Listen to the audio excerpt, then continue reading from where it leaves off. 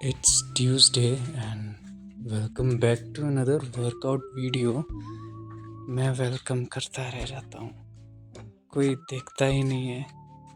लेकिन हम फिर भी वीडियो पोस्ट करेंगे क्योंकि करना है मेरे को वीडियो पोस्ट, इसलिए ऐसे और कोई रीज़न नहीं है। तो क्या पता कभी कोई देख ही ले, बहुत सारे लोग वीडियो।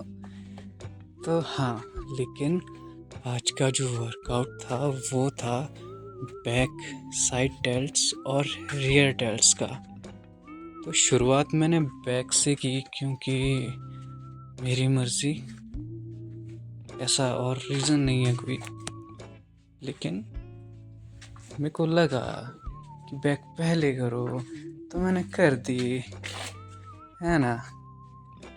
तो बैक के लिए 4 मूवमेंट जो थे वो मैंने मशीन्स पे किए, ओके। और एक फ्री वेट से मैंने किया, जिसको कि आप रैक पुल बोल सकते हो, लेकिन पूरी तरह से वो रैक पुल नहीं था। अभी बताता हूँ आगे।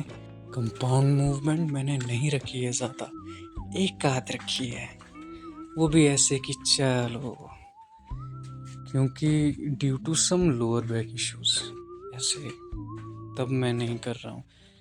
नहीं तो मैं बहुत करता था ये कंपाउंड मूवमेंट, और अच्छी होती है, बेसिक्स है और वर्क यही करती है। आप कितना भी मशीन कर लो, लेकिन बेस अगर बनाना है आपको तो ये तो करना ही पड़ेगा आपको, कंपाउंड मूवमेंट। इसका तो कोई वो नहीं है। लेकिन क्योंकि अभी थोड़ा है इशू, तो इसीलिए 4 मूवमेंट जो है इस पर मैंने किया मशीन्स पे, और एक जो है वो रैक पुल किया। अभी आप आगे देखोगे रैक पुल।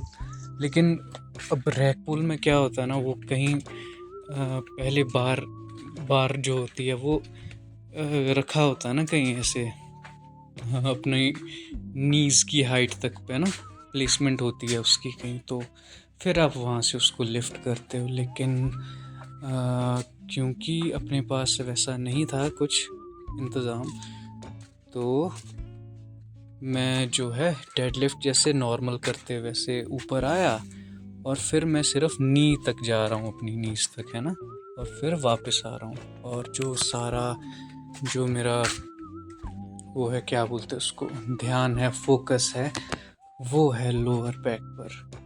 नहीं तो होता है ना कि इसमें आपके जो ग्लूट्स है, हैमस्ट्रिंग्स है, बल्कि ओवरऑल बॉडी वो इसमें यूज़ होती है डेडलिफ्ट में। लेकिन प्राइमरी फोकस जो है वो है अपना लोअर बैक। तो जितनी ज़्यादा हो सके हम इफ़ेक्ट को जो है वहाँ के लिए डाल रहे हैं, लोअर बैक के लिए। तो हाँ, ऐसा कुछ, और ज़्यादा कुछ क्रेज़ी वेट उस पर नहीं गए, नहीं, नॉर्मल सा वेट था। और उस पर ही जो है ऐसे 10-10 रेप्स धीरे धीरे वेट बढ़ाया, है ना।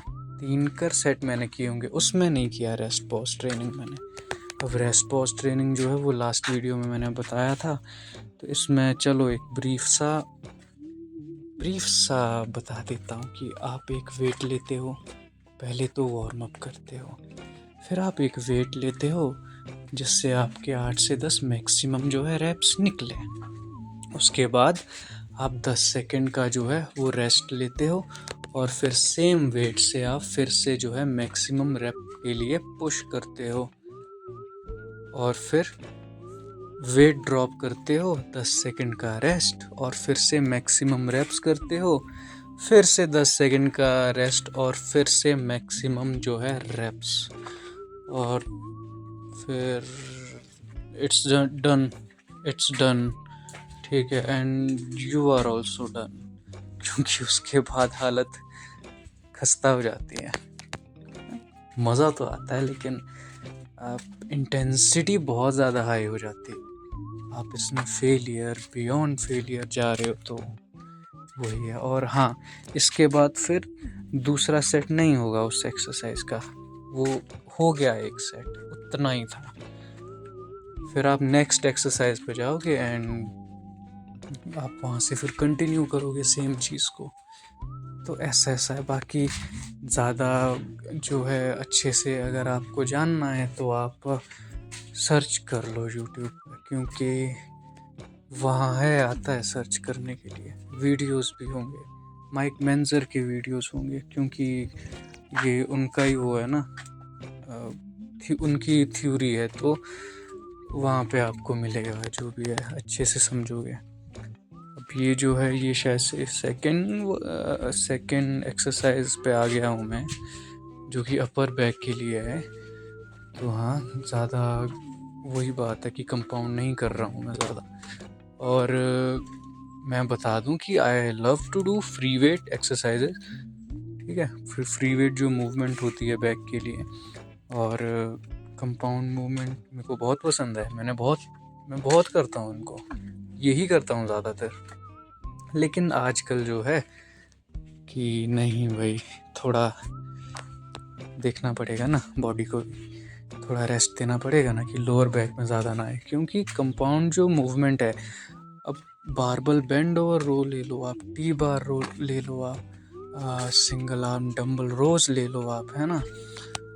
बेंड तो हो रहा है उसमें इंसान, ठीक है। और जब आप बेंड हो रहे हो तो कहीं ना कहीं प्रेशर, जो कहीं ना कहीं क्या प्रेशर पड़ता है आपकी बैक पे। आप ऐसे भी अगर बेंड हो जाओगे ज़्यादा देर तक तो पड़ेगा ही प्रेशर, जो है लोअर बैक पे आता है, कोई काम करते बारी या कुछ भी। तो अब इसमें तुम वेट्स भी उठा रहे हैं ना, और एक सेट तकरीबन कितना चलता है अब इंडिविजुअल के हिसाब से, कोई 1 मिनट तक भी खींचता है, कोई 45 सेकंड 50 सेकंड। तो ये रख लो कि 1 मिनट तक आप उसी पोजीशन में हो, और आपने जो है वेट्स भी होल्ड किए हुए वर्कआउट परफॉर्म कर रहे हो ना। तो आप कितना भी फॉर्म अच्छी कर लो, आप कितना भी क्या बोलते, वेट ज़्यादा ना रखो, कम रखो, लेकिन फिर भी जो है लोअर बैक पे पेन आता है, वो आएगा ही। तो अभी नहीं चाहिए अपने को ऐसा। इसीलिए जो है मशीन्स पे इतना नहीं आता इफेक्ट, हल्का फुल्का लगता है, बिल्कुल हल्का फुल्का, जो कि मैनेज किया जा सकता है। ओके। बाकी अगर मैं बात करूं तो बैक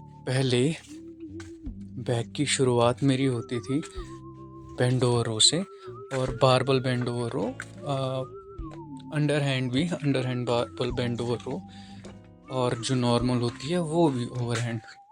ओके।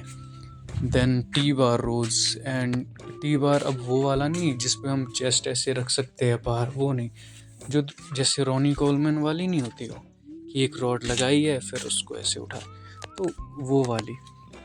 और सिंगल आर्म डंबल रो ये है, and then lat pull down, या फिर लेट पुल डाउन तो चलो मशीन्स वाला आ गया, लेकिन लेट पुल डाउन एंड हाँ वेटेड पुलअप्स, वो तो फिर कंपाउंड ही आ गया। And then deadlift. तो ये जो था वर्कआउट था। अब अंडरहैंड और ओवरहैंड में से कोई एक रखता था मैं। बाद में मैंने अंडरहैंड बेंट ओवर रो, बारबल बेंट ओवर रो पे स्विच कर दिया, क्योंकि मेरे को जो है लोअर जो अपने लेट्स है उस पर ज़्यादा फोकस करना था, ठीक है। अब थिकनेस वाइड तो क्योंकि वो दूसरी जो एक्सरसाइजेज है उससे होंगे, लेकिन थिकनेस जो है वो आती है इससे, जो कि आई। और मैं बोलूँगा कि अंडरहैंड बारबल बेंड ओवर रो, अगर आपको लोअर जो है आपका लेट्स में थिकनेस चाहिए तो ये करना ज़रूरी है आपको। यार ज़रूरी बोलूँगा, मैं रेकमेंड करूँगा, ऐसे नहीं बोल रहा कि करनी है, लेकिन मैं रेकमेंड करूँगा आपको, क्योंकि बहुत ही अच्छे रिजल्ट्स मिले मेरे को इससे। अभी मैंने लास्ट में कुछ पोजेस किए हैं बैक के, तो उसमें आप देखेंगे जब मैं बैक लेट स्प्रेड करूँगा तो उसमें जो मिड बैक के बाद नीचे जो लोअर बैक का एरिया है, मतलब जो लोअर लेट्स वाला एरिया ही है, तो वहाँ आपको दिखेगी थिकनेस, वो ऐसे गोलू गोलू से दिखेंगे पीछे जो मसल्स हैं। तो हाँ, मेरे को पता नहीं है क्या बोलते, लेकिन यही बोलते हैं शायद से उनको, लोअर लेट्स। जो साइंटिफिक नाम तो नहीं पता है, लेकिन हाँ अपनी भाषा में जो सबको समझ आती है। तो हाँ, वहाँ पे बहुत ज़्यादा जो है फ़र्क पड़ा है और इम्प्रूव हुआ है। वो पोज ही पूरा इम्प्रूव हो गया मेरा उस चीज़ की वजह से, क्योंकि अभी मैं बैक डबल बाइसेप्स जब करता हूँ तो जो लोअर लैट्स है वो उतने विजिबल नहीं होते शायद से, क्योंकि due to body fat percentage भी हो सकता है, वो भी एक रीज़न होता है। उसके लिए भी कुछ करेंगे कि बैक डबल बाइसेप्स में भी जो पोज है उसमें भी लोअर जो लैट्स है वो दिखे, थिकनेस वाइज बोल रहा हूँ मैं, ठीक है, थिक दिखे। लेट स्प्रेड में तो दिख ही रहा है, लेकिन बैक डबल बाइसेप में करेंगे उसके लिए कुछ। तो हाँ, और एक और बात की बोलते हैं लोग कि भाई, कोई बोलता है कि मशीन्स ही करनी चाहिए, कोई बोलता है कि कंपाउंड्स ज़रूरी है, कंपाउंड ही करनी चाहिए। दोनों करो, ओके। और एक बात मैं आपको ये बता देता हूँ कि जब हम कंपाउंड मूवमेंट जो है वो कर रहे हैं, तो एक तो पहले नाम ही कंपाउंड है, मतलब एक से जो ज़्यादा मसल्स है वो यूज़ होंगे ही होंगे, ठीक है। एक तो चलो प्राइमरी है कि हाँ बैक कर रहे हैं, लेकिन उसके साथ साथ अगर हम बेंड ओवर रो कर रहे हैं तो उसके साथ साथ कहीं ना कहीं कोर भी एंगेज हो रहा है, ओके। शोल्डर हो रहा है, रेयर डेल्ट्स वगैरह है, आपके जो आर्म्स है वो उसमें है।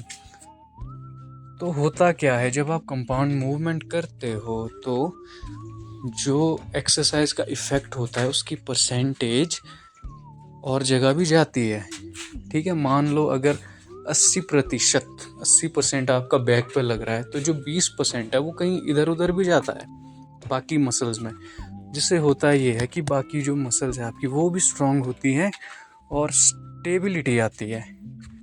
अगर आप सिर्फ मशीन्स ही करोगे तो हो सकता है आपकी इंजरी के चांसेस ज़्यादा है, क्योंकि आइसोलेशन मूवमेंट है, ठीक है, उसमें ही लगेगा ना ज़्यादा इफ़ेक्ट। जो आपके बाकी के मसल्स होते हैं, छोटे छोटे मसल्स भी होते हैं, ओके, तो वो उतना फिर ट्रेन नहीं हो पाते ना। तो उस तरह से अगर आप कहीं ऐसे वो कर रहे हो ना मशीन्स ही सिर्फ, और उसके बाद अगर आप कोई ऐसे कंपाउंड मूवमेंट करते हो तो इंजरी हो सकती है। और दोनों करने चाहिए, दोनों की अपनी वो है इम्पोर्टेंस, ठीक है।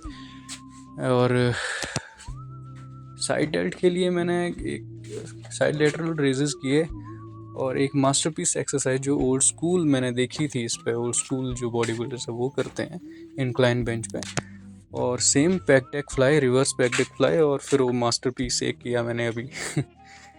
और ये बैक के पोजेज है कुछ, आप देख सकते हैं इसमें जो मैं बात कर रहा था। उसमें क्या किया मैंने, वो मास्टरपीस जो एक्सरसाइज है, ओवरऑल जितने मुझसे हो सके रेप्स मैंने किए। एल्बो जो है पीछे की तरफ रहेगी, ये जो लास्ट में एक्सरसाइज थी। और उसके बाद 5 किलो मैंने लिया था वो रखा, फिर 2.5 kg की जो प्लेट थी उससे मैंने मैक्सिमम रेप्स किया और बहुत अच्छा इफेक्ट आता है इसका। That's it for the video.